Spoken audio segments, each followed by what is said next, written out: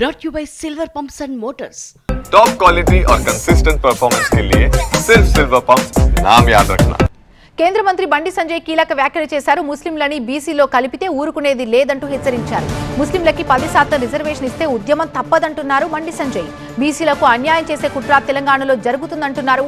అసెంబ్లీలో వ్యతిరేకిస్తాం, బయట ఉద్యమిస్తాం. ముస్లింలు లేని బీసీ రిజర్వేషన్లు తీసుకురావాలని కోరుతున్నారు బండి సంజయ్.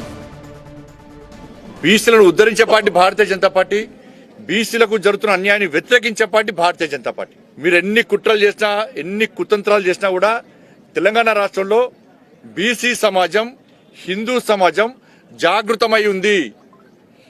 మీరు ముస్లింలను 10% తీసుకొచ్చి మా దానిలో కలిపితే మేము ఒప్పుకోము. ఇది బీసీలకు అన్యాయం జరుగుతున్నది.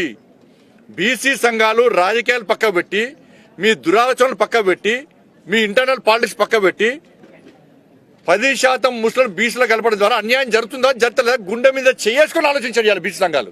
అసెంబ్లీలో ఎట్టి పరిస్థితులు వ్యతిరేకిస్తాం. మేము ఢిల్లీలో నరేంద్ర మోడీ గారిని ఒప్పియాలంటే, పార్లమెంట్ ఆమోదించాలంటే, ఆర్డినెన్స్ తీసుకురావాలంటే, తెలంగాణ రాష్ట్రంలో నిజమైన బీసీలకు న్యాయం జరగాలని చెప్పి కాంగ్రెస్ పార్టీ ప్రభుత్వానికి చిత్తశుద్ధి ఉంటే 10% ముస్లిం తీసేయండి, బీసీలకు 42% ఇవ్వండి.